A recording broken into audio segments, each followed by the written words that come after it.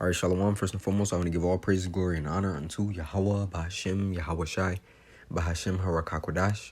A double honors unto the elders and apostles of GMS Great Millstone, and a sincere Shalom to Yakim bringing out this word in diligence and in truth. Now, as the scriptures tell us, that which was written aforetime was written for our learning, man.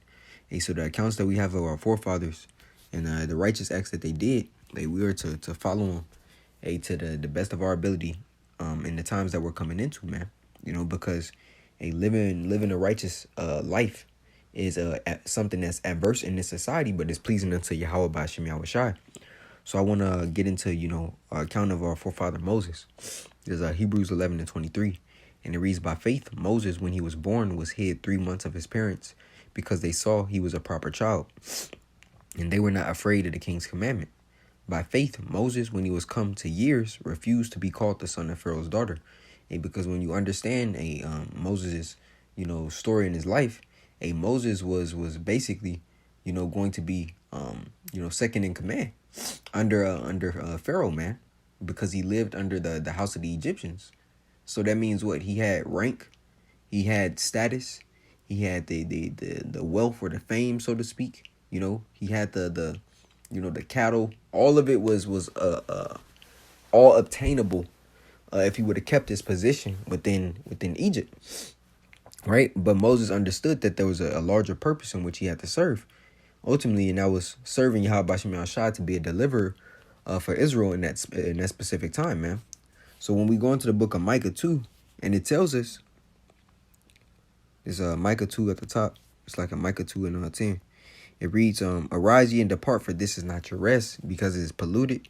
It shall destroy you even with the sword destruction. Moses had that same mindset, man. Understanding that him being in that position in Egypt would have destroyed him, because that would have been him, so-called saving his life. And the scripture says what?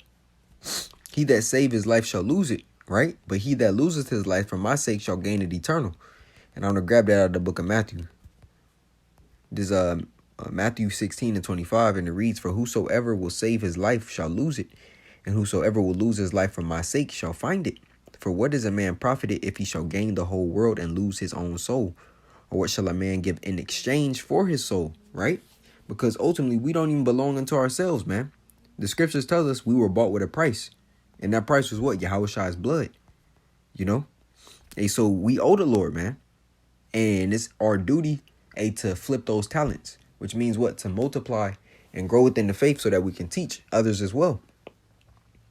It says, by faith, Moses, when he was come to years, refused to be called the son of Pharaoh's daughter, choosing rather to suffer affliction, because we know that's a large part of the walk. See, a lot of Israelites only cover so-called the sweet, man.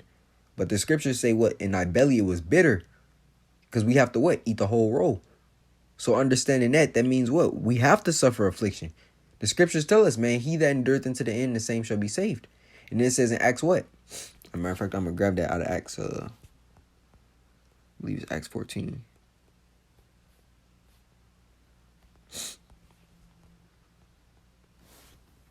like Acts 14:22 says, confirming the souls of the disciples and exhorting them to continue in the faith, and that we must through much tribulation, that's affliction, right? Enter into the kingdom of Yahweh Ba'ashem Yahweh Shai. So we have to enter, we have to be girded with the truth and continue through this affliction, man. Right? So continuing, this is 25. Choosing rather to suffer affliction with the people of Yahweh Ba'ashem Yahweh Shai, right? Israel, than to enjoy the pleasures of sin for a season, right? Because you're seeing a lot of Israelites or those within the circumcision, still dealing with the pleasures of sin for this particular time, man. They're not teaching their congregation of the dangers, the peril to come. It's all folly. It's all madness. That's why the apostles always go and tell us, there's levels to teachers, man. Because they're, of course, they're telling Jake they're Israelites, that they're the chosen nation. But they're not warning. The scriptures say, give ye warning from me. Jake is supposed to be taking heed, because as the scriptures tell us in the book of Daniel 12 at the top, matter of fact, I'm going to grab it really quick. The scriptures tell us here at Daniel 12 at the top, it says, "And at that time shall Michael stand up, the great prince, which standeth for the children of thy people. And there shall be a time of trouble such as never was since there was a nation, even to that same time.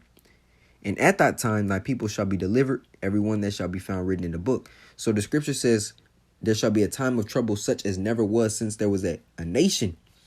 Meaning what? The hells and the troubles that we're about to face soon.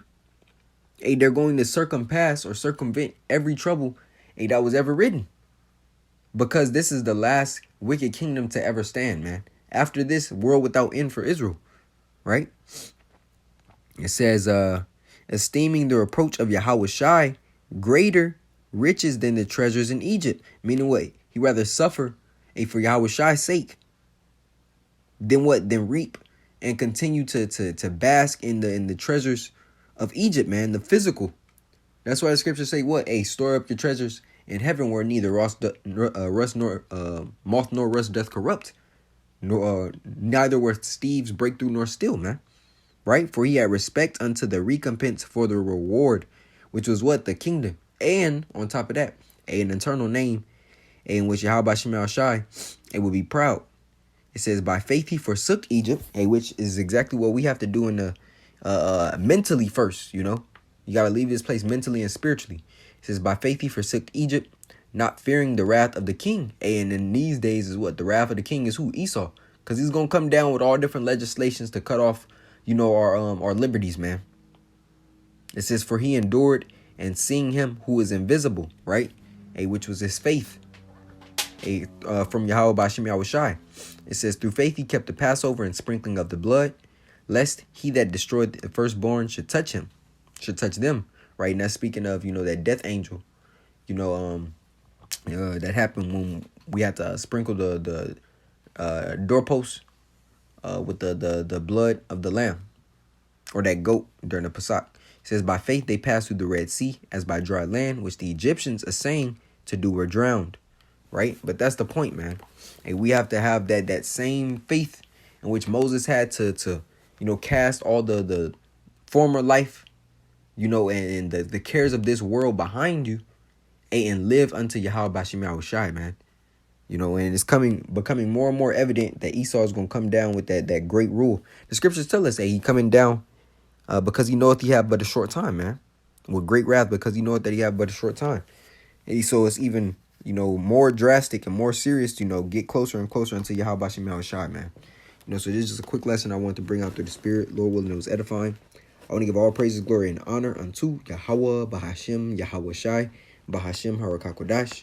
A double honors unto the elders and apostles of GMS Great Millstone. And a sincere shalom to you, Aki, in bringing out this word in diligence and in truth. Shalom.